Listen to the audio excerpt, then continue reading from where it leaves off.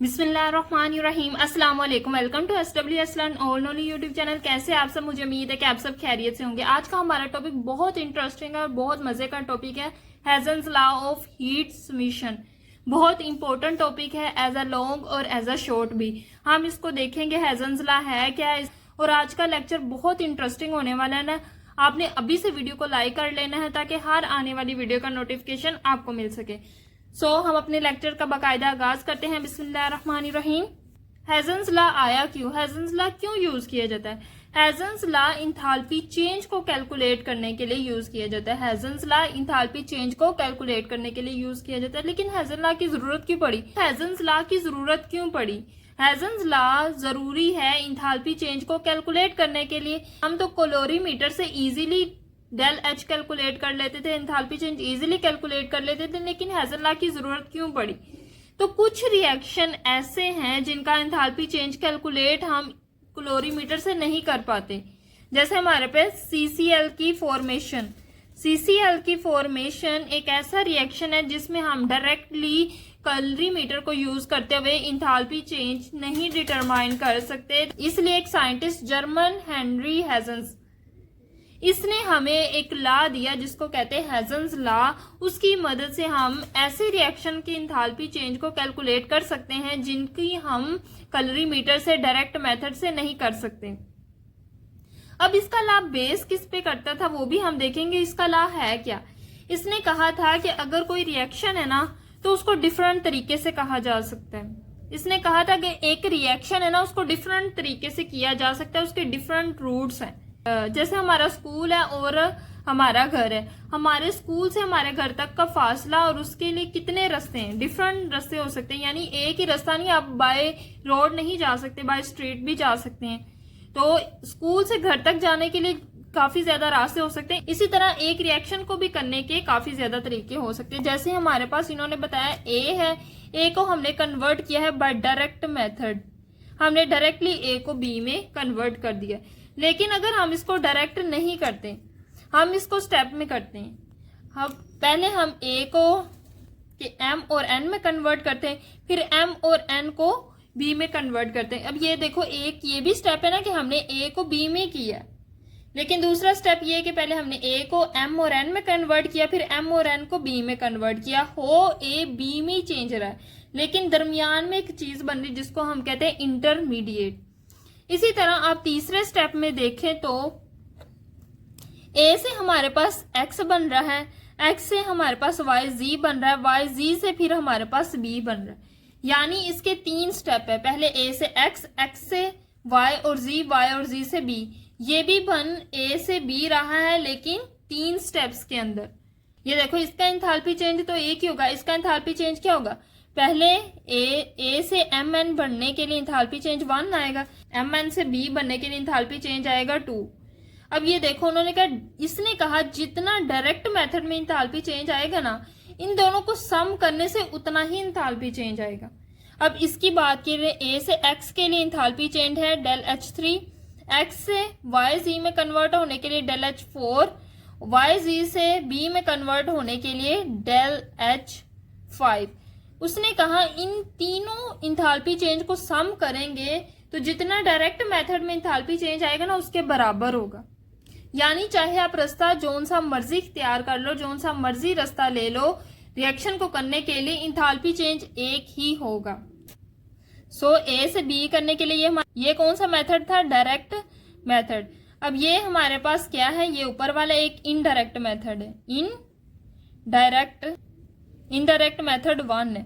और ये क्या है? ये भी तो बी में जा रहा है, ए बी में जा रहा है, लेकिन ये इनडायरेक्ट मेथड 2 है। अब ये देखो, एक ही रिएक्शन को करने के इन्होंने इधर 3 तरीके बताए। मैं सपोज आम लाइफ में एग्जांपल देती हूँ। हमारे पास है एग्जांपल है आइस, जिसको हम आम जुबान में बर्फ कहते हैं। अब मैंने इसको इतनी ज्यादा हीट दे दी कि ये विपर्स में चेंज होना शुरू होगी। आइस जो है ये पानी में कन्वर्ट होने की बजाय डायरेक्टली बॉइल हो रही है। सपोज मैंने इसको 300 सेंटीग्रेड टेम्परेचर दिया, इतना इतना ज्यादा टेम्परेचर दे दिया है कि ये वेपर्स में चेंज होना शुरू होगी। लेकिन अगर मैं इनडायरेक्ट मेथड में करूं, ये एक डायरेक्ट मेथड है जिसमें मैंने आइस को वेपर्स में चेंज किया है, लेकिन मैं अगर इसका इनडायरेक्ट मेथड करूं, पहले आइस को मैं किस में कन्वर्ट करूंगी, वाटर में, इसको पिघलाऊंगी। इसके लिए मैंने तकरीबन इसको हीट दी 200 मैंने इसको हीट दी तो ये वाटर में चेंज हो गई। अब मैंने वाटर को विपर्स में किया तो इसके लिए मुझे 100 सेंटीग्रेड टेम्परेचर चाहिए था, तो मैंने वाटर को विपर में चेंज कर दिया। अब ये देखो, पहले आइस पानी में आई, पानी से विपर्स में चेंज हुई, तो पहला एंथैल्पी चेंज था 200, दूसरा एंथैल्पी चेंज है 100। आइस को वाटर में किया तो 200 आया, वाटर को विपर्स में किया तो 100 आया, दोनों को सम किया तो कितना आया 300। अगर मैं डायरेक्ट आइस को विपर्स में करूं तो भी 300 है, यानी इनडायरेक्ट में जितना भी एंथैल्पी चेंज आएगा उस सबको सम कर लेना, डायरेक्ट मेथड में जितना एंथैल्पी चेंज आएगा उसके बराबर होगा। सो हेजन्स लॉ भी हमें यही कहता है कि जो टोटल इंथाल्पी चेंज है रिएक्शन का, वो रास्ते पे डिपेंड नहीं करता, वो इस पे नहीं डिपेंड करा कि आप डायरेक्ट ए से बी में जाएं या स्टेप्स में जाएं, ना ही वो इनिशियल और फाइनल कंडीशन पे डिपेंड कर रहा है। चाहे आप शुरू पे जो टेम्परेचर रखा है फाइनल पे भी वही टेम्परेचर रखे तो भी वो रूट पे डिपेंड नहीं कर रहा। हेजन्स लॉ यही कहता है कि जो इंथाल्पी चेंज है वो रास्ते पे डिपेंड नहीं करता, चाहे आप जिस भी रास्ते से रिएक्शन को चलाएं। So the total enthalpy change in a reaction is independent, मतलब इनहसार नहीं करता ऑफ रूट रास्ते पे। जो रिएक्शन है वो रास्ते पे डिपेंड नहीं करता, उसका इंथाल्पी चेंज इस तरीके से रिएक्शन हो रहा है इस पे डिपेंड नहीं करता। By which the chemical reaction take place as long as the initial and final condition are same. चाहे आप इनिशियल और फाइनल कंडीशन सेम रखे तो भी जो रिएक्शन के दौरान इंथाल्पी चेंज है वो इंडिपेंडेंट है रूट पे डिपेंड नहीं करता। सो ये था हेजन्स लॉ, बहुत सिंपल सा हेजन्स लॉ है। अब इसी हेजन्स लॉ को यूज करते हुए हम इनडायरेक्ट मेथड में जो इंथाल्पी चेंज आया है, डायरेक्ट मेथड में इंथाल्पी चेंज है डेल एच आर, इधर क्या है डेल एच। अब मैं इनडायरेक्ट में देखूं, पहला इनडायरेक्ट मेथड ये वाला है, इसमें पहले स्टेप में इंथाल्पी चेंज आया डेल एच 1, दूसरे स्टेप में इंथाल्पी चेंज आया डेल एच 2। इन दोनों को सम करूंगी तो वो डायरेक्ट मेथड में जितना इंथाल्पी चेंज आ रहा है उसके बराबर है। तो मैं कहूंगी जो डायरेक्ट मेथड में इंथाल्पी चेंज आया है वो सम है del H 1 plus del H 2। Indirect method में जितना इंथाल्पी चेंज आया है उन दोनों को सम कर लेंगे तो वो बराबर होगा डायरेक्ट मेथड के। इसी तरह इनडायरेक्ट मेथड 2 देखें तो उसमें इंथाल्पी चेंज क्या क्या आ रहा है, del H 3, del H 4, del H 5। तो इन तीनों को भी सम कर लेंगे तो ये भी, इन तीनों को भी मैंने सम कर लिया। इन तीनों का इंथाल्पी चेंज सम करने से इसका आंसर बी जो डायरेक्ट मेथड में इंथाल्पी चेंज आया है उसके बराबर होगा। Law of conservation of energy को बेस बनाया हेजन्स लॉ बनाने के लिए। Law of conservation of energy है क्या? Law of conservation of energy हम 6 स्टैंडर्ड से पढ़ते आ रहे होते हैं कि लॉ ऑफ कंजर्वेशन एनर्जी क्या है कि एनर्जी ना तो पैदा की जा सकती है ना ही उसको तबाह किया जा सकता है, बल्कि हम उसको एक शक्ल से दूसरी शक्ल में चेंज कर सकते हैं। ये शुरू से हम पढ़ते आ रहे हैं। यानी अगर केमिकल एनर्जी है ना उसको मैं हीट एनर्जी में चेंज कर सकती हूँ, लेकिन ये मैं कहूँगी केमिकल एनर्जी बिल्कुल ही खत्म हो जाए तो ये इम्पॉसिबल है। तो लॉ ऑफ कंजर्वेशन एनर्जी क्या कहता है? दी energy can nether be created, ना ही हम एनर्जी को खुद बना सकते हैं, नॉर डिस्टोर्टेड, ना ही उसको खत्म कर सकते हैं, but can be converted from one form to another, उसको एक शक्ल से दूसरी शक्ल में चेंज करते हैं। जैसे हम पेट्रोल लेते हैं गाड़ियों में तो पेट्रोल में होती है केमिकल एनर्जी। अब उसकी केमिकल एनर्जी को यूज करते हैं हम बाइक को चलाने के लिए। बाइक को चलाने के लिए कौन सी एनर्जी चाहिए? Mechanical energy. सो हम केमिकल एनर्जी को कन्वर्ट करते हैं मैकेनिकल एनर्जी में। पेट्रोल की एनर्जी खत्म नहीं होती, केमिकल एनर्जी में कन्वर्ट होती है। सो ये था सिंपल सा हेजन्स लॉ, आपने इसको कर लेना है। आपने पहले हेजन्स लॉ की डेफिनेशन और आपने बताना है कि किस पे बेस करता है, law of conservation of energy पे आपने उसको भी लिखना है। बाद में आपने थोड़ी सी एक्सप्लेनेशन इसको बना के, ये जो एक्सप्लेनेशन दी हुई यहाँ से लेकर यहाँ तक आपने एक्सप्लेनेशन की हेडिंग देके यहाँ से लेकर यहाँ तक लिखना है। ठीक है, सिंपल सा जो मैंने अपनी वर्डिंग में बताया इन्होंने यही लिखा हुआ है। बस इन्होंने ये बताया कि ये जो एक्स और वाई जी और एम मैंने इसको इंटरमीडिएट कहते हैं। रिएक्शन है ए को बी में कन्वर्ट करना, ए को बी में कन्वर्ट करना है, लेकिन उसके दौरान जितने भी प्रोडक्ट बनेंगे उनको हम कहेंगे इंटरमीडिएट। ए को बी में कन्वर्ट करने से पहले रास्ते में जितनी भी चीजें बनेंगी वो कहलाएंगी रिएक्शन इंटरमीडिएट। वो दरमियान में चीजें बन रही हैं, उन्होंने टूट जाना है प्रोडक्ट में, क्योंकि ये अनस्टेबल होती हैं। सो हम अब इसकी एप्लीकेशंस कर लेते हैं। डिफरेंट इसकी एप्लीकेशन है। नीचे सैंपल प्रॉब्लम है, बहुत इजी वर्डिंग में मैं आपको सैंपल प्रॉब्लम समझाऊंगी। अब हेजल समझाने से पहले ये जो मैंने डायग्राम बनाई हैं, ये जो मैंने साइकिल बनाई, इसको कहते हैं हेजन साइकिल भी कहते हैं। इसको आप इंथाल्पी साइकिल भी कह सकते हैं और एनर्जी साइकिल भी कह सकते हैं। ये आपकी मर्जी, आप इसको जो नाम देना चाहें वो दे सकते हैं। इसको हेजन साइकिल भी कह सकते हैं, एनर्जी साइकिल भी कह सकते हैं और इंथाल्पी साइकिल भी कह सकते हैं। सैंपल प्रॉब्लम करते हैं वन बाय वन। पहली एप्लीकेशन है calculate enthalpy change of formation using the enthalpy of combustion. Enthalpy change of formation find out करना है इंथाल्पी चेंज ऑफ कंबस्टन को यूज करते हुए। सो सैंपल प्रॉब्लम है 6.3। उसमें उन्होंने कहा है calculate the enthalpy of formation of CO, carbon monoxide की इंथाल्पी ऑफ फॉर्मेशन कैलकुलेट करनी। उन्होंने ये हमें डाटा गिवन दिया हुआ है, जब कार्बन जो ग्रेफाइट है उसकी कंबस्टन होगी O2 की प्रेजेंस में, कंबस्टन हमेशा ऑक्सीजन की प्रेजेंस में होती है, तो कार्बन डाइऑक्साइड बने। इसके दौरान जो इंथाल्पी चेंज है वो -393.5 किलो जूल पर मोल है। अब हम अगर कार्बन मोनोऑक्साइड लें, उसकी कंबस्टन करें तो कार्बन डाइऑक्साइड बनेगी, उसकी जो इंथाल्पी चेंज है वो -283 किलो जूल पर मोल है। लेकिन कार्बन की अगर कंबस्टन करें, अब इधर अनकंप्लीट कंबस्टन हो रही, इधर कंप्लीट कंबस्टन थी, कार्बन ऑक्सीजन की मौजूदगी में कार्बन डाइऑक्साइड में कन्वर्ट हो रहा है। लेकिन अगर ऑक्सीजन एक्सेस में ना हो, कंबस्टन के लिए कंडीशन ये है कि ऑक्सीजन एक्सेस में हो। लेकिन अगर ऑक्सीजन एक्सेस में नहीं है, कम है, जैसे इधर देखो हाफ ऑक्सीजन का मोल है, तो ऑक्सीजन क्या है, कम। जब भी ऑक्सीजन कम होगी, किसी चीज की कंबस्टन हो रही होगी, तो कार्बन मोनोऑक्साइड बनेगी। सो हमने कार्बन जो ग्रेफाइट है उसकी कंबस्टन हुई है, कार्बन मोनोऑक्साइड बना है इनकम्प्लीट कंबस्टन से, उसका एंथैल्पी चेंज कैलकुलेट करना। अब पहले हम इसकी हेजन साइकिल बनाएंगे, इससे हम easily enthalpy of formation of carbon monoxide calculate करें। सो सिंपल डायरेक्ट स्टेप है जिसमें कार्बन और ऑक्सीजन मिलके हमारे पास बना रहे हैं कार्बन डाइऑक्साइड। कार्बन और ऑक्सीजन ने मिलके बनाया है कार्बन डाइऑक्साइड। एक इनडायरेक्ट स्टेप है, कार्बन ने हाफ ऑक्सीजन का मोलिक्यूल यूज करके क्या बनाया है, कार्बन मोनोऑक्साइड। अब ये कार्बन मोनोऑक्साइड दोबारा हाफ ऑक्सीजन का मोलिक्यूल यूज करते हुए कार्बन डाइऑक्साइड बनाएगी। अब ये देखो, ये एक क्या है, डायरेक्ट स्टेप है जिसमें कार्बन और ऑक्सीजन मिलके कार्बन डाइऑक्साइड बना रहे हैं। लेकिन दूसरा रूट देखे जिसमें हो तो रहा है, कार्बन और ऑक्सीजन ने कन्वर्ट होना है CO2 में, लेकिन एक इनडायरेक्ट स्टेप है, दरमियान में इंटरमीडिएट बन रहा है कार्बन मोनोऑक्साइड। इनडायरेक्ट रूट का पहला ये स्टेप और दूसरा ये स्टेप। अब हमारे पास दो रूट है। ये जो रूट है ये कौन सा है, इनडायरेक्ट, इधर से लेकर इतना, और ये वाला हमारा कौन सा है, डायरेक्ट। और हमें अब गिवन डाटा क्या है, ये हमारे पास है डेल एच। इसकी उन्होंने वैल्यू दी हुई है CO2, कार्बन और O2 ने मिलकर कार्बन डाइऑक्साइड बनाया, तो उसकी वैल्यू है -393.5 किलो जूल पर मोल। अब अगर कार्बन और हाफ ऑक्सीजन का मोलिक्यूल मिलकर कार्बन मोनोऑक्साइड बना रहे हैं, तो ये हमें फाइंड आउट करने के लिए कहा गया। दूसरा ये है कि कार्बन मोनोऑक्साइड और हाफ ऑक्सीजन का मोलिक्यूल मिलकर कार्बन डाइऑक्साइड बना रहा है, और उसकी जो इंथाल्पी चेंज है वो ΔH2, उसकी वैल्यू दी हुई है -283 किलो जूल पर मोल। अब ये हमें गिवन डाटा है। हम हेजन्स लॉ के मुताबिक जो फॉर्मूला बनता है वो लिखेंगे।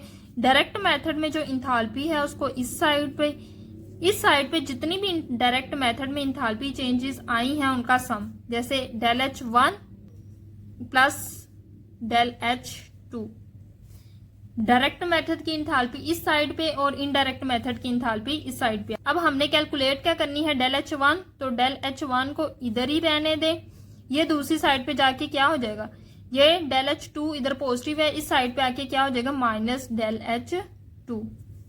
अब ΔH1 की हमने कैलकुलेट करनी है। ΔH की वैल्यू है हमारे पास -393.5, इधर लिख ले kilo joule per mole, minus ΔH2 की वैल्यू क्या है, -283 किलो जूल पर मोल।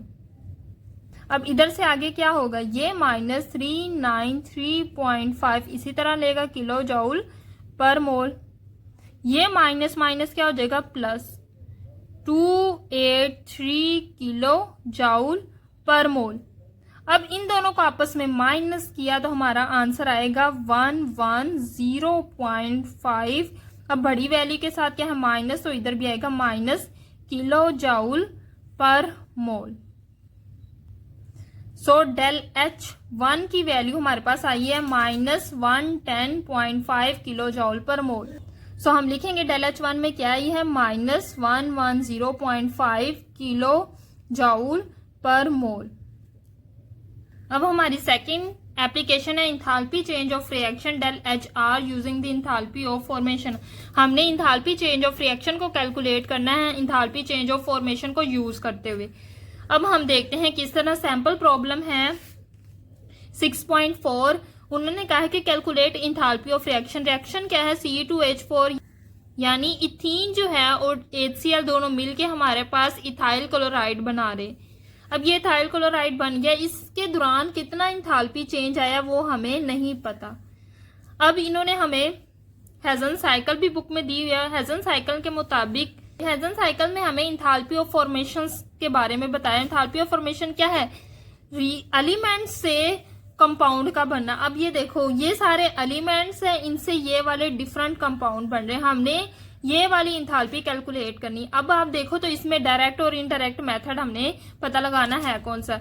अब ये देखो, ये इंथाल्पी, ये सारे क्या है एलिमेंट्स, इनसे डायरेक्टली C2H5Cl बन रहा है। इनसे क्या डायरेक्टली C2H5Cl बन रहा है इथाइल क्लोराइड। अब देखो, एक इनडायरेक्ट मेथड है कि इन सबको यूज करके पहले इथीन और HCl बनाया जाए और फिर इथीन और HCl के दरमियान रिएक्शन करके C2H5Cl बनाया जाए। अब ये देखो, ये भी तो यही मेथड है ना कि इनको यूज करते हुए ये बनाए, लेकिन 2 स्टेप में हुआ, इसलिए इनडायरेक्ट मेथड हो गया। अब डायरेक्ट स्टेप में क्या आ रहा है, फॉर्मेशन हो रही है C2H5Cl की, तो इसकी इंथाल्पी भी इन्होंने दी हुई। Enthalpy change of formation of C2H5Cl क्या है, माइनस 109 किलो जूल पर मोल। डायरेक्ट स्टेप की उन्होंने हमें इंथाल्पी दी हुई है। अब इनडायरेक्ट स्टेप 2 है, ये तो हमने फाइंड आउट करना है डेल HR। डायरेक्ट मेथड की आ गई, इनडायरेक्ट में 2 स्टेप्स हैं, एक स्टेप की तो ये होगी। अब इस स्टेप्स में 2 इंथाल्पी आ रही। इस स्टेप में 2 इंथाल्पी आई, एक तो C2H4 की फॉर्मेशन के लिए और एक HCl की फॉर्मेशन के लिए। पहले C2H4 की लिखेंगे, enthalpy change of formation C2H4 plus कर देंगे enthalpy change of formation for HCl। दोनों को सम कर देंगे तो इस स्टेप की इंथाल्पी चेंज आ जाएगा। ये हमारे पास क्या है, del HF nought for C2H5Cl, ethyl chloride की इंथाल्पी चेंज ऑफ फॉर्मेशन। अब ये देखो, एक हमारे पास हेजन साइकिल बन चुकी है। बिल्कुल हेजन साइकिल वाला फॉर्मूला यूज करते हुए इसको कैलकुलेट करेंगे। वो फॉर्मूला क्या था, डायरेक्ट मेथड में जितनी इंथाल्पी है, डायरेक्ट मेथड क्या है, डेल HF, उसको इस साइड में लिखेंगे किसके लिए, C2H5Cl के। ये डायरेक्ट मेथड का स्टेप है। अब इनडायरेक्ट में कितने स्टेप है, एक ये और एक ये। इसका डेल HF पहले स्टेप में इतनी इंथाल्पी है C2H4 plus del HF nought HCl। ये पहले स्टेप की पूरी इंथाल्पी चेंज आ गया। अब ये दूसरे स्टेप में क्या है, plus del HR। Indirect step की ये इंथाल्पी होगी और डायरेक्ट स्टेप की ये इंथाल्पी होगी। बिल्कुल हमने हेजन्स वाला फॉर्मूला यूज किया। अब इसकी इंथाल्पी, इनमें से किसकी इंथाल्पी कैलकुलेट करनी, इसकी। तो इस डेल HR को इधर ही रहने दे, इसको उठा के दूसरी साइड पे ले जाए। इस साइड पे ये पॉजिटिव है, दूसरी साइड पे जाके क्या हो जाएगा, negative. Del HF node C2H5Cl, ये साइड पे पॉजिटिव है, इस साइड पे आके क्या हो जाएगा, negative. Del HF nought for C2H4 plus del HF nought for HCl। अब ये देखो, डेल HF फॉर C2H5Cl के लिए क्या वैल्यू थी, minus 109 kilo joule per mole, minus इन दोनों की इंथाल्पी का सम। पहले C2H4 के लिए क्या है, प्लस -52.2 प्लस दूसरी HCl के लिए क्या है -92.3 किलो जूल पर मोल।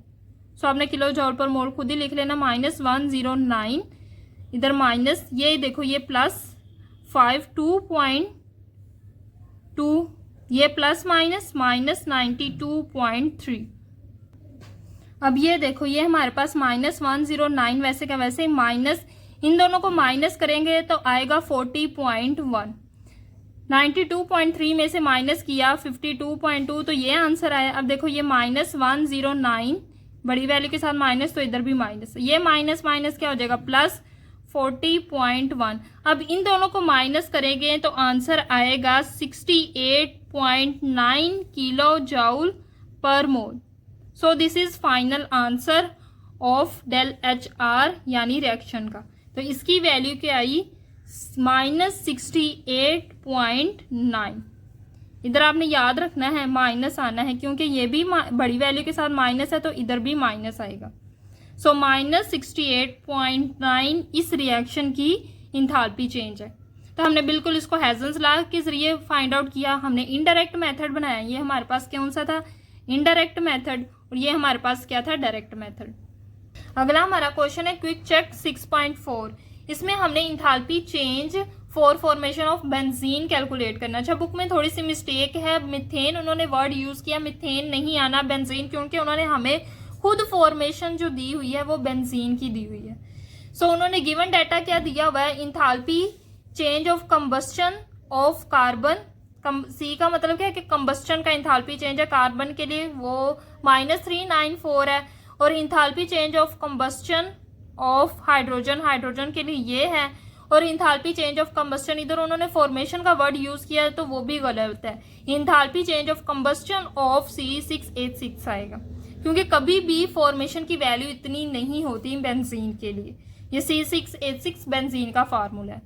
सो इन्होंने हमें गिवन डाटा क्या दिया हुआ है, तो हम गिवन डाटा के मुताबिक इक्वेशंस लिखते हैं। कार्बन की कंबस्टन की वैल्यू उन्होंने इतनी दी, कार्बन की कंबस्टन कैसे होती है, carbon in the presence of oxygen combustion करके CO2 बनाता है, और इसकी उन्होंने वैल्यू दी हुई है फॉर कार्बन के लिए क्या वैल्यू दी हुई है -394 किलो जूल पर मोल, आगे आपने खुद लिख लेना है।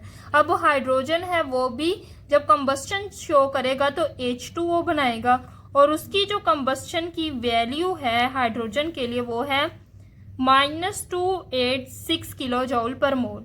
इसी तरह हमारे पास C6H6 है बेंजीन, वो कंबस्टन शो करेगा in the presence of oxygen, तो इसके लिए चाहिए 15/2, इतनी ऑक्सीजन की अमाउंट चाहिए। आप बैलेंस केमिकल इक्वेशन से देख भी सकते हैं, इतनी ऑक्सीजन होगी तो इसकी कंबस्टन करके ये बनाएगा 6CO2 प्लस 3H2O।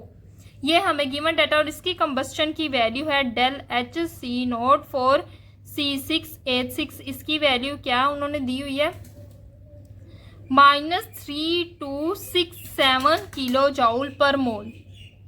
अब जब भी आपने हेजन्स लॉ वाला फॉर्मूला यूज करना है तो सबसे पहले आपने हेजन्स साइकिल ड्रॉ कर लेनी, हेजन साइकिल ड्रॉ कर लेनी। अब हेजन साइकिल के मुताबिक जो C6H6 है वो कंबस्टन शो करके उसकी कंबस्टन होगी तो वो क्या बनाएगा 6CO2 प्लस 3H2O, यही हमने इक्वेशन लिख दी।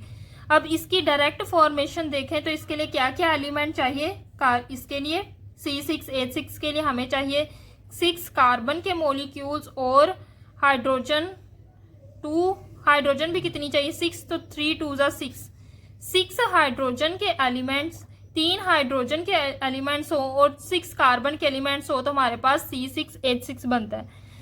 अब ये हमने बनाना है इन दोनों से ही, इन दोनों की फॉर्मेशन करेंगे। इसके लिए कितने ऑक्सीजन चाहिए 6 कार्बन और ऑक्सीजन कितने चाहिए 12। इधर हमारे पास ऑक्सीजन के कितने एलिमेंट चाहिए 6 ऑक्सीजन और 6 कार्बन मिलके क्या बनाते हैं 6CO2। इधर 3 2 6 हाइड्रोजन और ऑक्सीजन कितने चाहिए 3 मॉलिक्यूल्स चाहिए H2O बनाने के लिए। अब ये हमारी हेजन साइकिल है, ये हमारे पास बेंजीन है, बेंजीन की कंबस्टन होगी तो ये बनेगा। अब बेंजीन की फॉर्मेशन होनी है उसके एलिमेंट से कार्बन और हाइड्रोजन से, वो हमने लिखा। अब कार्बन और हाइड्रोजन की कंबस्टन से क्या बन रहे, CO2 और H2, वो हमने लिखा। अब इसमें डायरेक्ट स्टेप क्या है और इनडायरेक्ट स्टेप क्या है ये देख लेते हैं। अब इसमें जो है डायरेक्ट स्टेप क्या है, कार्बन और हाइड्रोजन दोनों की आपस में रिएक्शन होगा और किसकी फॉर्मेशन होगी, बेंजीन की। बेंजीन की फॉर्मेशन से देन उसकी कंबस्टन होगी। तो ये क्या है, एक इनडायरेक्ट स्टेप।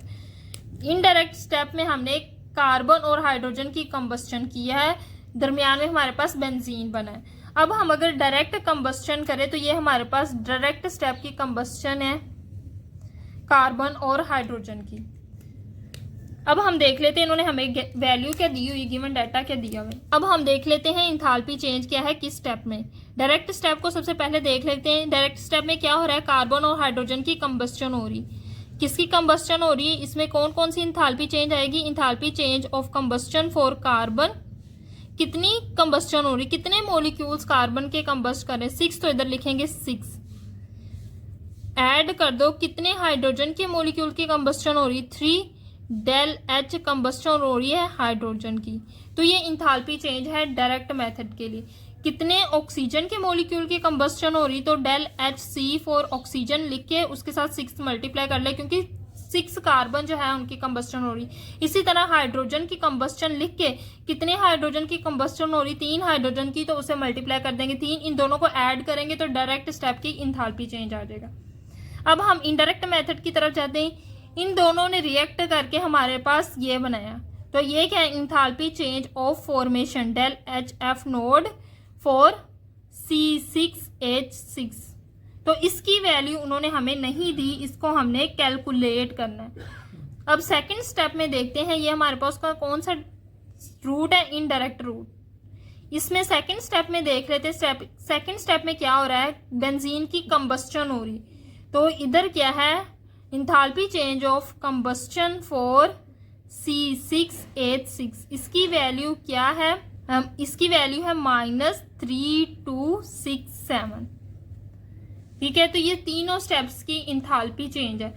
अब हम हेजन्स लॉ को यूज करते हैं। इस साइड पे हमारे पास डायरेक्ट स्टेप वाली इंथाल्पी चेंज आएगी, डायरेक्ट स्टेप वाली ये इंथाल्पी चेंज है।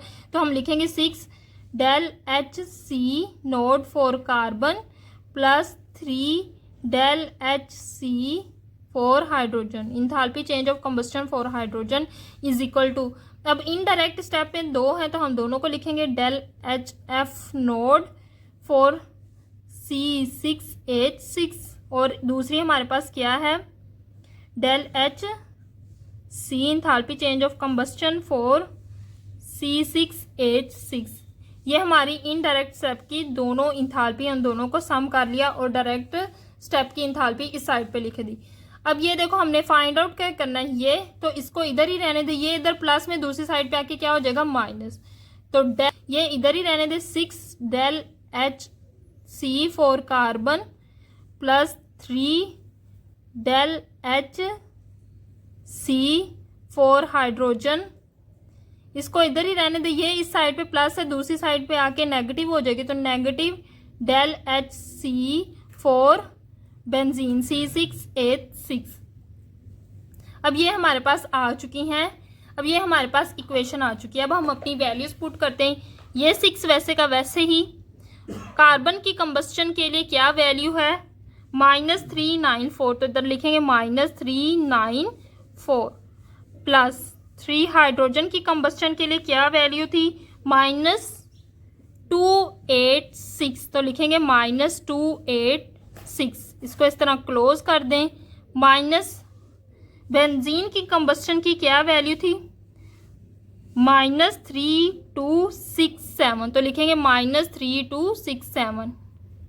अब हम क्या करेंगे, 6 को इससे मल्टीप्लाई करेंगे तो आएगी वैल्यू -2364।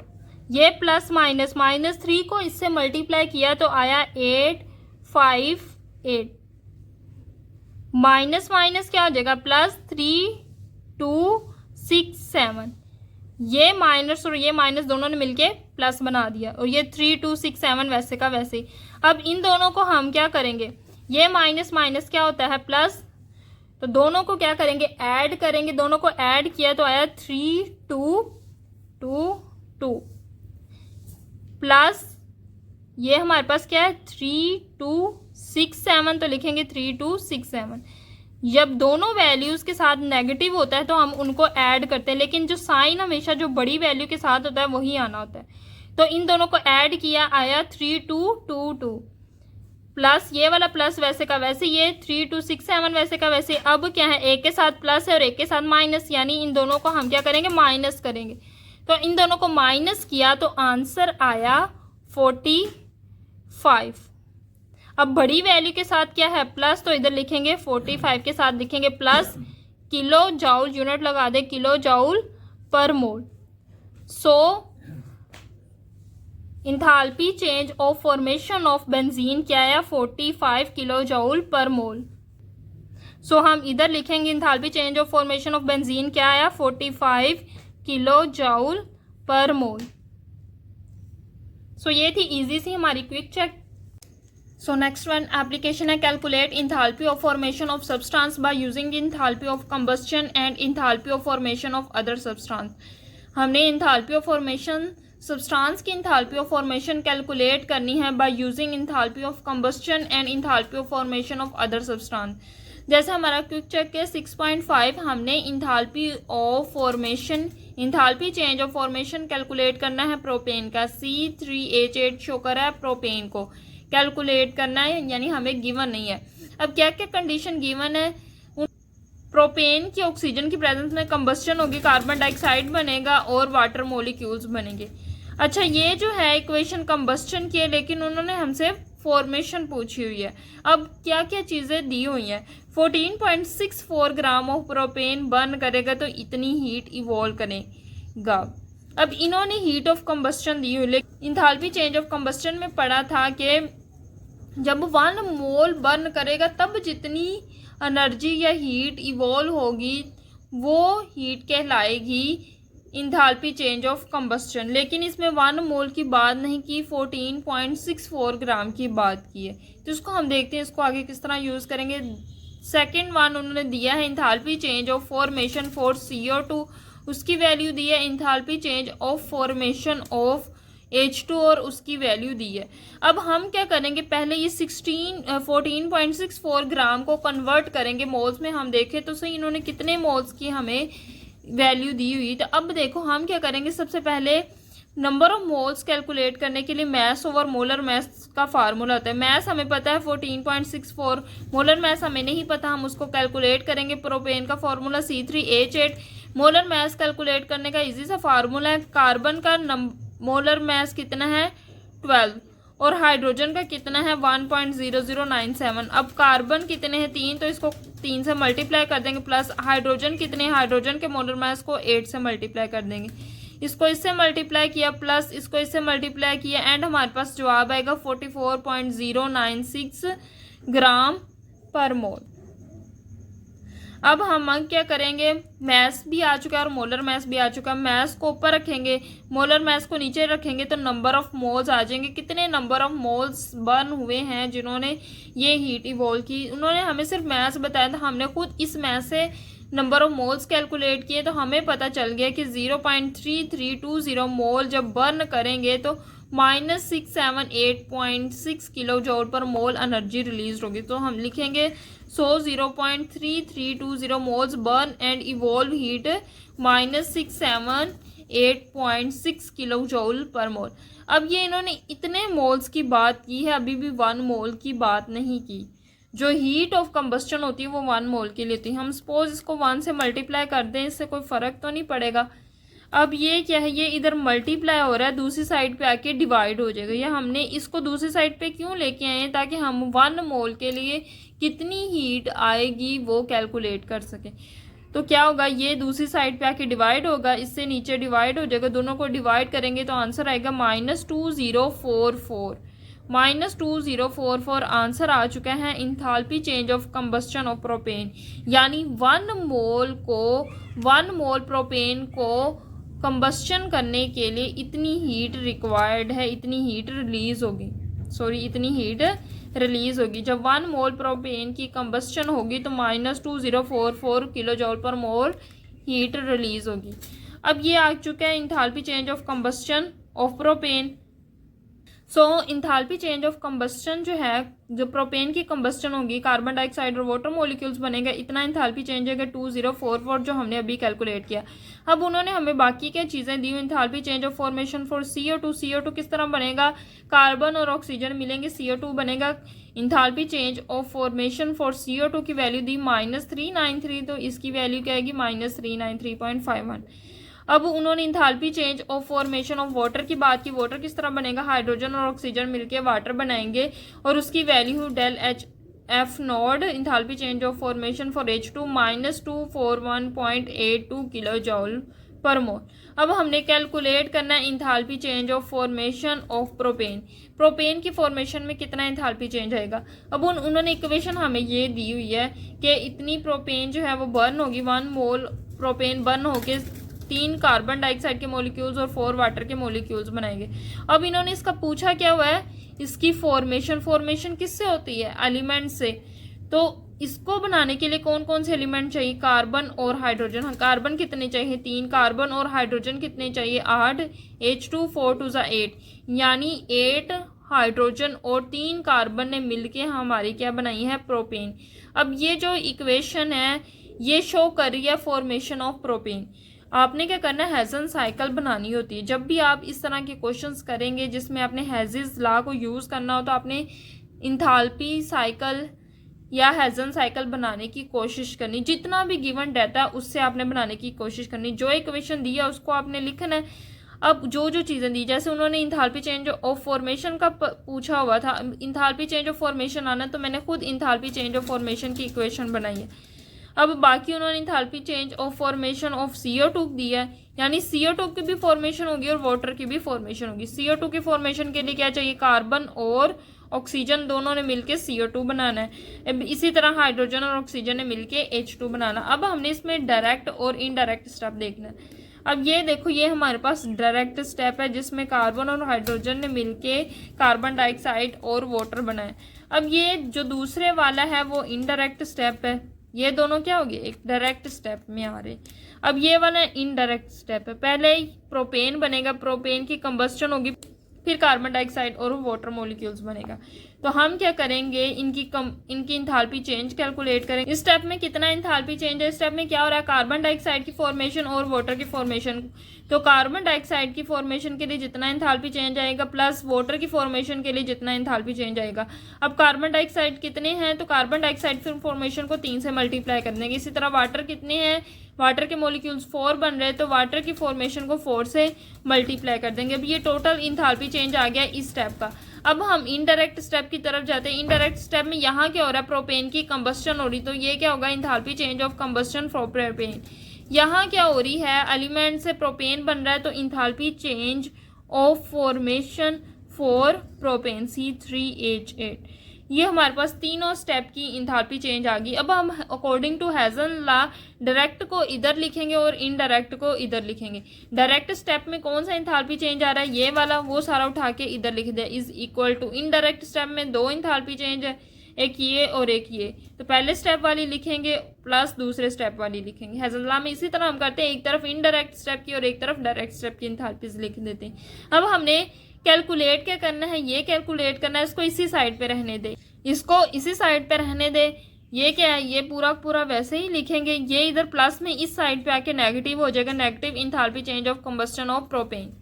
सिंपल हमने इसको उठा के इस साइड पे लेके आए, तो इसको इस साइड पे लेके आएंगे, इसका साइन क्या हो जाएगा, नेगेटिव। अब सबकी वैल्यूज पुट करेंगे, इसको कैलकुलेट करना है। ये 3 वैसे का वैसे, इसकी वैल्यू है enthalpy change of formation for carbon dioxide, इसकी वैल्यू है -393, तो इधर लिखेंगे -393.1 kilo joule per mole plus 4। Enthalpy change of formation for water, इसकी वैल्यू है 241, तो लिखेंगे -241.82 kilo joule per mole minus enthalpy change of combustion for propane की वैल्यू है -2044, तो उसकी वैल्यू लिखेंगे -2044।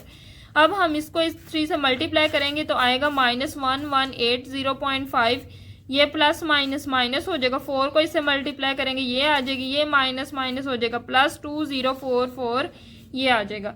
अब क्या करेंगे, इन सबको प्लस माइनस करेंगे तो एंड हमारे पास ये आंसर आ जाएगा, यानी ये हमारे पास है enthalpy change of formation of propane.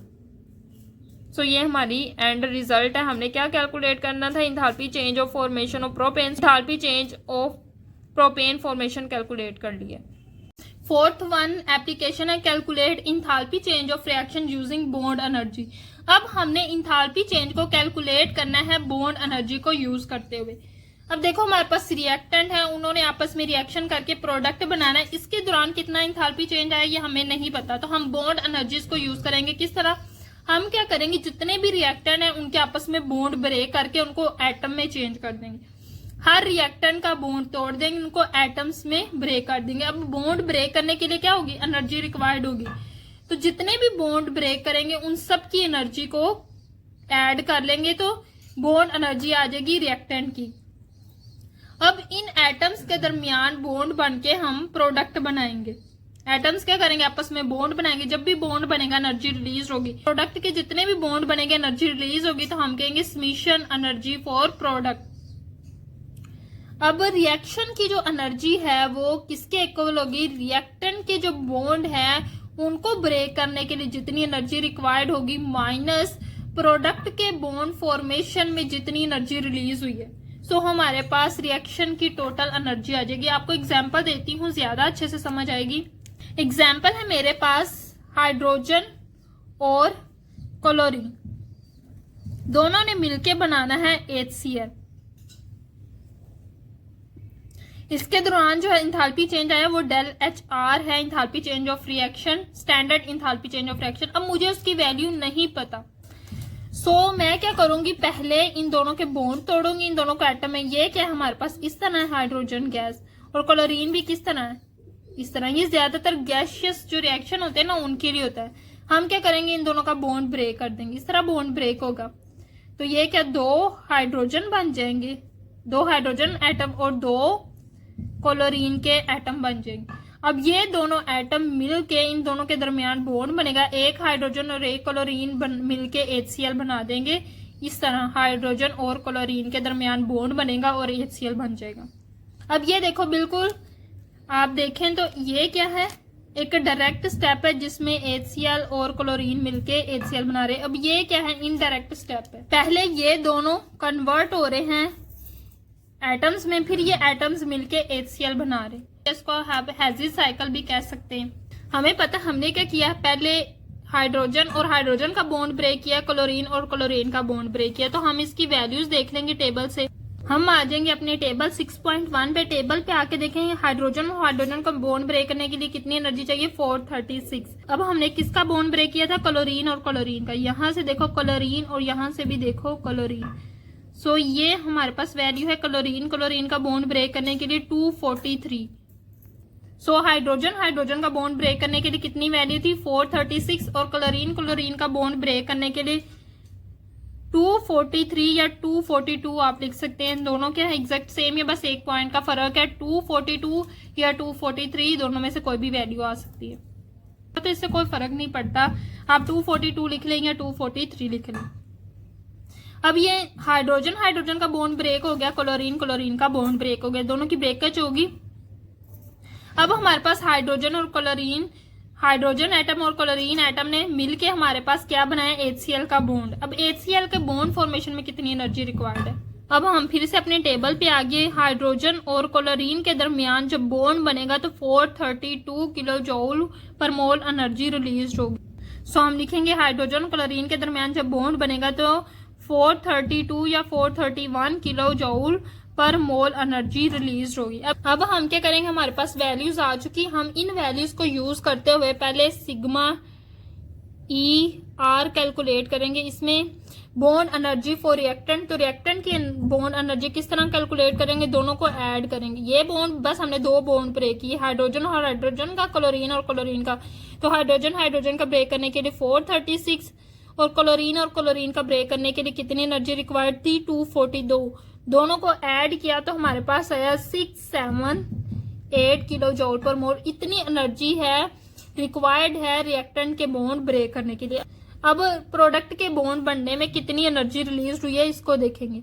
अब प्रोडक्ट में कौन सा बॉन्ड बन रहा है, हाइड्रोजन और क्लोरीन के दरमियान, तो कितनी एनर्जी रिलीज होती है बॉन्ड बनने के लिए, 431 किलो जूल पर।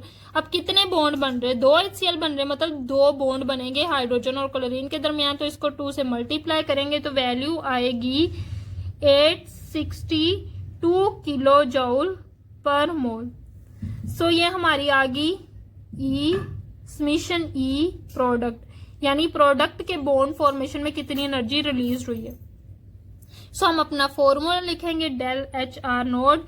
रिएक्टेंट के दौरान कितनी एनर्जी रिक्वायर्ड थी, रिएक्टेंट के बॉन्ड ब्रेक करने के लिए कितनी एनर्जी रिक्वायर्ड थी, हमारी आई 678। तो लिखेंगे 678 माइनस प्रोडक्ट की जब फॉर्मेशन हुई तो कितनी एनर्जी रिलीज हुई, 862। तो लिखेंगे 862, दोनों को माइनस किया तो हमारे पास आंसर आया -184 किलो जूल पर मोल डेल एच आर नोट। सो हमने easily enthalpy change of reaction calculate कर लिया फॉर HCl। अब ये 2 मोल HCl के लिए, किसके लिए इतना इंथैल्पी चेंज है, 2 मोल HCl के। अब हमने अगर 1 मोल के लिए कैलकुलेट करना हो इंथैल्पी चेंज ऑफ रिएक्शन या फॉर्मेशन, इसमें क्या हो रही, फॉर्मेशन हो रही HCl की, तो enthalpy change formation for HCl भी लिख सकते हैं। तो इसको क्या कर सकते हैं, इसको 2 से डिवाइड कर सकते हैं। ये 2 मोल के अगर हमने 1 मोल के लिए कैलकुलेट करना हो तो इसको 2 से डिवाइड कर देंगे तो आंसर आएगा -92 किलो जूल पर मोल। बिस्मिल्लाहिर्रहमानिर्रहीम। अब हम क्विक चेक के क्वेश्चंस पे आ चुके हैं।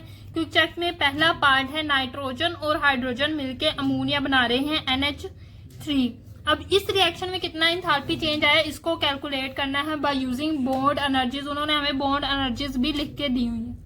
अब हम इसमें क्या करते हैं, नाइट्रोजन और हाइड्रोजन को पहले एटम्स में कन्वर्ट करेंगे, फिर एटम्स के दरमियान बॉन्ड बनेगा और नाइट्रोजन और अमोनिया बनेगा। नाइट्रोजन और हाइड्रोजन के दरमियान बॉन्ड बन के हमारे पास अमोनिया बनेगा। अब देखो यहाँ क्या है, nitrogen triple bond nitrogen, 2 nitrogen है, दोनों के दरमियान 3 बॉन्ड है। इसी तरह हमारे पास हाइड्रोजन कितने हैं, 3। H2 के दरमियान बॉन्ड क्या होता है, 2 हाइड्रोजन के दरमियान इस तरह बॉन्ड होता है। अब सबसे पहले क्या होगा, एक बॉन्ड ब्रेक होगा नाइट्रोजन के दरमियान, उसके लिए एनर्जी कितनी चाहिए थी, 945। तो लिखेंगे 945 जो है वो नाइट्रोजन का बॉन्ड ब्रेक करने के लिए रिक्वायर्ड होगी, प्लस अब हाइड्रोजन के बॉन्ड ब्रेक करने, हाइड्रोजन का एक बॉन्ड ब्रेक करने के लिए 436 एनर्जी चाहिए। कितने बॉन्ड ब्रेक होने, कितने मॉलिक्यूल्स हाइड्रोजन के, 3। तो 3 बॉन्ड ब्रेक करने, एक के लिए इतनी एनर्जी रिक्वायर्ड है तो एक को मल्टीप्लाई कर देंगे इससे, तो हमारे पास 3 बॉन्ड ब्रेक करने के लिए एनर्जी रिक्वायर्ड आ जाएगी। इसको वैसे ही लिखा रहने दे, प्लस इसको मल्टीप्लाई कर दे 3 से, तो हमारे पास ये वैल्यू आएगी। इन दोनों को ऐड कर लेंगे तो 2253 किलो जूल पर मोल एनर्जी रिक्वायर्ड है रिएक्टेंट के जितने भी बॉन्ड हैं उनको ब्रेक करने के लिए। अब हमने प्रोडक्ट के बॉन्ड बनाने हैं, नाइट्रोजन और हाइड्रोजन। अमोनिया का स्ट्रक्चर कुछ ऐसा होता है, एक नाइट्रोजन 3 हाइड्रोजन से बॉन्ड बनाता है। अब नाइट्रोजन और हाइड्रोजन के दरमियान कितने बॉन्ड है, 1 2 3। एक अमोनिया में 3 बॉन्ड है, 2 अमोनिया में कितने बॉन्ड होंगे, 6 बॉन्ड, यानी 6 बॉन्ड बनेंगे नाइट्रोजन और हाइड्रोजन के दरमियान। जब एक बॉन्ड बनेगा तो कितनी एनर्जी रिलीज होगी, 391। तो 6 बॉन्ड को हम मल्टीप्लाई कर देंगे 391 से, तो हमारे पास 2346 किलो जूल पर मोल एनर्जी आ जाएगी। प्रोडक्ट के जब बॉन्ड बनेंगे इतनी एनर्जी रिलीज हो जाएगी। अब हमारे पास समीशन ER भी आ गया, समीशन EP भी आ गया, दोनों को आपस में माइनस करेंगे तो -93 किलो जूल पर मोल एनर्जी जो है वो इस रिएक्शन की होगी। इस रिएक्शन की हमारे पास इंथैल्पी चेंज होगा -93 किलो जूल पर मोल। अब हम आ चुके हैं सेकंड क्विक चेक पे। इधर हमारे पास क्या है, सबसे पहले इथानॉल है। इथानॉल और ऑक्सीजन दोनों आपस में रिएक्ट करेंगे, इथानॉल की कंबस्टन होगी in the presence of oxygen, carbon dioxide और वाटर बनेगा।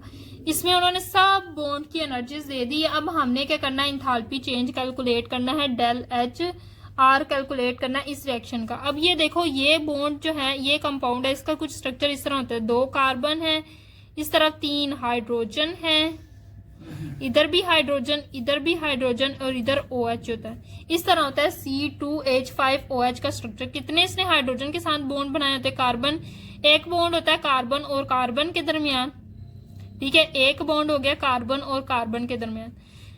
कितने बॉन्ड कार्बन और हाइड्रोजन के दरमियान होंगे, 1 2 3 4 5 5 बॉन्ड होंगे कार्बन और हाइड्रोजन के दरमियान।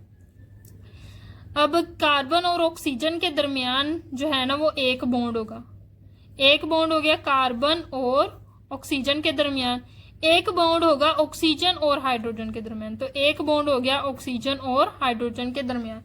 इतने ज्यादा बॉन्ड हैं एक रिएक्टेंट में। अब इधर हमारे पास ऑक्सीजन है, ऑक्सीजन के कितने मॉलिक्यूल्स है? 3। एक ऑक्सीजन इस तरह बनाते हैं, ऑक्सीजन दूसरे ऑक्सीजन के साथ डबल बॉन्ड बनाता है। अब इधर कितने बॉन्ड है? 3 बॉन्ड है ऑक्सीजन और ऑक्सीजन के दरमियान। सो ये हमारे पास टोटल है रिएक्टेंट के बॉन्ड्स जो हमने ब्रेक करने। सो ये देखो कितने, ये सारे बॉन्ड ब्रेक होंगे तो कार्बन कितने बनेंगे? 2, हाइड्रोजन कितने बनेंगे? 5 और इधर 6, तो 6 हाइड्रोजन के एटम बनेंगे, प्लस ऑक्सीजन कितने बनेंगे? 3 2 6 और 7 ऑक्सीजन के एटम्स बनेंगे। अब टोटल कितना रिएक्टेंट के बॉन्ड ब्रेक करने के लिए एनर्जी रिक्वायर्ड होगी वो लिखेंगे। सबसे पहले किसका बॉन्ड ब्रेक होगा? कार्बन और कार्बन का। उसके लिए कितनी एनर्जी रिक्वायर्ड है? 3 4 5, तो लिखेंगे 3 4 7, 3 4 7 तो लिखेंगे 3 4 7, प्लस आगे 5 बॉन्ड है कार्बन और हाइड्रोजन के, तो उसके लिए कितनी एनर्जी रिक्वायर्ड? एक बॉन्ड के लिए 4 10, तो उसको 5 से मल्टीप्लाई करेंगे क्योंकि 5 बॉन्ड ब्रेक करने, 5 से मल्टीप्लाई किया, प्लस आगे एक बॉन्ड है कार्बन और ऑक्सीजन के दरमियान, तो कार्बन और ऑक्सीजन के लिए कितनी चाहिए? 3 3 6, तो लिखेंगे 3 3 6, प्लस एक बॉन्ड है ऑक्सीजन एंड हाइड्रोजन के दरमियान, तो उसकी वैल्यू है ऑक्सीजन हाइड्रोजन 465, तो लिखेंगे 465, प्लस अब ऑक्सीजन के भी तो बॉन्ड ब्रेक करने, वो भी हमारे पास रिएक्टेंट है, तो एक ऑक्सीजन का बॉन्ड ब्रेक करने के लिए, ऑक्सीजन का बॉन्ड ब्रेक करने के लिए 496, तो कितने बॉन्ड ब्रेक करने हैं? 3 ऑक्सीजन के मॉलिक्यूल 3 बॉन्ड ब्रेक करने, उसको 3 से मल्टीप्लाई कर देंगे। इन सबको सोल्व करेंगे, ये वैसे का वैसे उसको मल्टीप्लाई किया, ये आ जाएगा, प्लस ये भी वैसे का वैसे, इसको 3 से मल्टीप्लाई करेंगे तो 1488 आ जाएगा। इन सबको ऐड करेंगे तो इतनी एनर्जी रिक्वायर्ड है रिएक्टेंट के बॉन्ड्स ब्रेक करने के लिए। अब हम आते हैं प्रोडक्ट्स की बॉन्ड फॉर्मेशन। जब प्रोडक्ट बनेगा तो कार्बन डाइऑक्साइड का स्ट्रक्चर इस तरह होता है, दरमियान में कार्बन, फिर ऑक्सीजन और ये भी ऑक्सीजन। कार्बन डाइऑक्साइड का बॉन्ड इस तरह होता है, यानी एक कार्बन 2 बॉन्ड बनाता है ऑक्सीजन से। और वाटर का किस तरह होता है? इस तरह। अब इसमें कितने बॉन्ड बनेंगे? कार्बन और ऑक्सीजन के दरमियान कितने बॉन्ड बन रहे? एक कार्बन डाइऑक्साइड में 2। अब कितने कार्बन डाइऑक्साइड है? 2, तो 2 2 4, एक कार्बन डाइऑक्साइड में 2 बॉन्ड बन रहे, तो 2 कार्बन डाइऑक्साइड में 4 बॉन्ड बनेंगे। सो हम 4 को मल्टीप्लाई करेंगे, कार्बन और ऑक्सीजन के लिए कितनी एनर्जी रिलीज होगी? 805, तो लिखेंगे 805 को 4 से मल्टीप्लाई किया, प्लस अब ऑक्सीजन और हाइड्रोजन के दरमियान कितने बॉन्ड बनने? एक वाटर के मॉलिक्यूल में ऑक्सीजन और हाइड्रोजन के दरमियान 2 बॉन्ड होते हैं। इधर कितने वाटर के मॉलिक्यूल्स है? 3, तो इसको 3 से मल्टीप्लाई करेंगे, 3 2 6, 6 ऑक्सीजन और हाइड्रोजन के बॉन्ड बनेंगे, तो लिखेंगे 6 हाइड्रोजन और ऑक्सीजन के बॉन्ड के लिए कितनी एनर्जी रिक्वायर्ड है? 465, तो लिखेंगे 465। इन दोनों को आपस में मल्टीप्लाई करेंगे, इसको भी मल्टीप्लाई किया, इसको भी मल्टीप्लाई किया, तो ये जो दोनों को ऐड करेंगे तो 6010 किलो जूल पर मोल एनर्जी रिक्वायर्ड होगी। अब रिएक्शन के लिए जो रिएक्शन का एंथैल्पी चेंज है उसका फॉर्मूला है summation ER minus summation EP। ER के लिए हमारे पास ये वैल्यू आई 4686 और EP के लिए हमारे पास 6010 वैल्यू है। इन दोनों को माइनस करेंगे तो आंसर आएगा -1324 किलो जूल पर मोल। सो ये थी मेरी आज की लंबी सी वीडियो और प्यारी सी वीडियो। मुझे उम्मीद है कि आपको हर चीज अच्छे से क्लियर हो गई होगी, हेजल्स लॉ अच्छे से आपको समझ आ गया होगा। वीडियो अच्छी लगी तो वीडियो को लाइक करें, मजीद इसी तरह की वीडियोस के लिए मेरे चैनल को सब्सक्राइब करें। दुआ में जरूर याद रखिएगा। अल्लाह हाफिज।